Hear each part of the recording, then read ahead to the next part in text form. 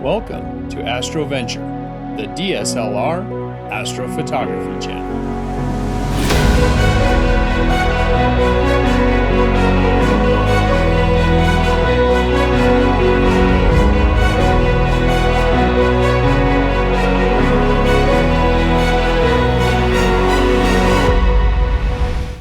Hey there, Astroventurers. Welcome back. If you're new to this astrophotography channel, my name is George, and this is the astrophotography channel for DSLR, or mirrorless camera bodies, combined with the lenses we already own and a simple star tracker like the Skyguider Pro or the Star Adventurer.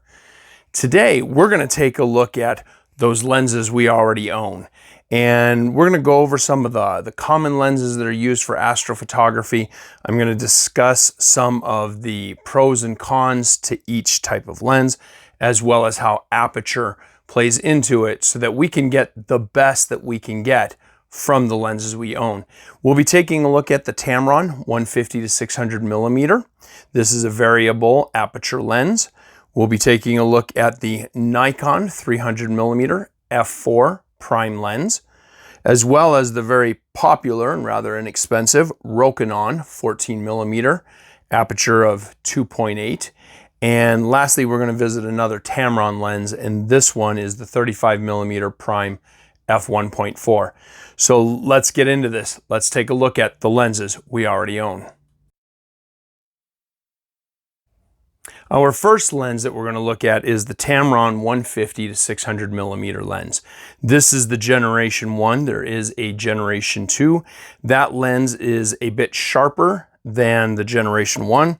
It also offers the ability to lock the lens at even 100 focal lengths. So 100, 200, 300, all the way out to the 600. This lens was really kind of revolutionary when it hit the market, and the reason being is because with these 150 to 600s, it was a variable aperture.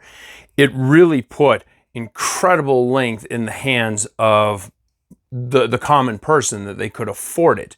The sacrifice being is that you do have a variable aperture, meaning that as the lens extends, you are going to have the aperture closed down, which lets less light in.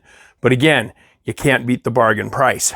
Now, the drawback to a lens like this, with any telephoto lens, when you are at full zoom or zoomed out, those are the 2 points. They tend to not be as sharp as what they are in the middle ranges. Reason being is because when you're creating a variable focal length lens, you have to make sacrifices to try and get the best the best focus you can get across the entire range that the lens will go. With this particular lens, I really do not go over 525 millimeters because I find at that point it gets too soft. The focus isn't as sharp as I would like. Same thing at the 150 end. I try to keep this at 200 to say 525 if I'm really pushing out to 550, but ideally between 200 millimeters and 525. With this, it also has a very large lens hood. It's nice because it keeps any light flares off of the lenses. However, it does already add to a rather large lens, and in the wind, provided that I don't have to worry about catching any light reflecting across the front element of this lens, I actually take this off. Now, concerning the zoom, as I said, the generation 2, it allows you to lock in your focus at set lengths. This one does not allow me to do that. Simple little trick for this lens is I keep a rubber band on here, as you see, and I get it to the focal length that I want, and then I retract it a little bit. The rubber band will hold it in place. Otherwise, if this was not here through the night, what will happen is this will retract, and then you will end up losing your focus during the night. Next here in my lineup is my Nikon 300 millimeter f4 prime lens. Prime meaning that it is set to a fixed focal length of 300 millimeters. Its aperture, it's an f4, so it has a nice wide opening to allow for light collecting in. And this particular one has a built-in lens hood. You also notice it has the Nikon gold ring, and what that is indicating is that this is from their Pro line. This is a premium lens, and you're going to pay for the quality. The nice thing is that you do get quality out of it, but it does come at a price. With this 300mm, because it is not telephoto, meaning that you are not zooming in and out with it, they're able to get a dialed in precision focus with this lens at this fixed length, because there's no compromise between zooming in and out. However, like I said, you are going to pay a premium for this lens. And the funny thing is although this one isn't nearly as big and it doesn't go out to the same length as the Tamron 150 to 600mm, the weight isn't that far off, and it has to do with just the solid construction of being this Nikon lens.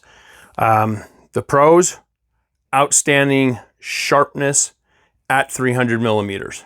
The cons, it's not a telephoto. You have what you have. Another pro is that aperture of f4. It's a nice wide open aperture. So consider prime lenses. They are going to be sharper than any of your telephotos. And when you get into the long lenses, you're going to pay a premium. Prime lenses that are wider, say like a 50mm, 35mm, they tend to be much cheaper. They're inexpensive lenses to make. However, when you get to this size, they get quite pricey, but the quality is there. This is the Rokinon 14mm f2.8 lens. It is a prime, meaning it is fixed at 14mm. This one comes in two different flavors, Samyang or Rokinon. It's the same lens. They're both kind of their big bang for buck is the fact that they are really inexpensive. The quality is okay. I'm not going to try and compare it to a name brand lens, but for what you're paying and what you're getting, it's not bad. The biggest thing to know with these lenses is that you are going to have distortion, because this is an ultra wide. When you go out to 14mm, you're pulling from a pretty wide region of the night sky. With that said, what you will find is in the corners of your image, you're going to have a lot of distortion, a lot of stretching of the stars out there on the corners. And since digital cameras shoot in an 8x12 format, what I tend to do is position and frame up my image to crop down to an 8x10 so I can kind of cut off those distortions that happen at the corner. But you can't beat the price, the bang for buck for what you're getting. A nice wide open lens of f2.8, lots of light collecting, 14mm. It's great for being able to grab a large slice of the Milky Way at night. And so this one is quite popular for Milky Way photography. So that's the Rokinon or Samyang 14mm lens. It is a manual focus. It is not autofocus. This next and final lens we're going to take a look at is another lens from Tamron. This is the 35mm f1.4 prime lens. Now, this lens of particular note is the fact that it is an aperture of 1.4. And that means that this lens really lets in a lot of light. However, with lenses, when you go looking for those long lengths of focal length, they tend to cost. Same thing on the aperture end. When you go below 1.8, you start to get pricey. 1.4, pricey. 1.2, even more. Nikon even has, not that you're going to get a hold of it, but they have a 0.95 aperture lens. Again, pricey. So the benefit is for a lens like this, you can really let in massive amounts of light. You have the uncompromising sharpness of having a fixed lens, but this lens does come at an absolute premium. To close this video out, let's finish this with aperture. Now, earlier I introduced you to the Tamron 35 millimeter f1.4. So that aperture 1.4, that's how wide open the eyeball is, kind of like your eye being dilated and wide open in the dark. So this lens will allow in a lot more light at an aperture of 1.4. Now, this next lens, the Rokinon, is an f2.8. And 2.8 is double what 1.4 is. Now, 1.4 up to 2.8. The 2.8 lens will let in half as much light as the 1.4, or the 1.4 will let in twice as much light as the f2.8. And that's because the opening of the eye is smaller on the 2.8 than it is on the 1.4. Now, moving over to the Tamron 150 to 600 millimeter. This one, at full zoom, at full focal length, it goes down to an aperture of 6.3. So a little more than, but roughly double what the Rokinon is at 2.8. So this lens at 6.3 is going to let in half as much light as the 2.8. The 2.8 is going to let in half as much light as the 1.4. So that's how that aperture comes into play. Because I've got a 6.3, I either have to go with the longer exposure, or I'm going to have to increase my ISO to allow in more light. The 2.8, I can run half as long as this one if all settings are the same. And then the Tamron 35 millimeter 1.4, all settings being the same, I can run this one half as long as this one. So that's how aperture plays into it. Now, right off the bat, you're thinking it's probably going to be, well, great. I will always shoot it wide open, so I let in as much light as I can. There is a drawback to that. The wider the aperture is, the bigger that eyeball gets, the more misalignment of the light coming into your camera, the primary colors, you can end up with misalignment. That's what we call chromatic aberration. That's where if you take a picture, sometimes you might see a blue or a purple kind of fringing around something. You can see it in the stars as well.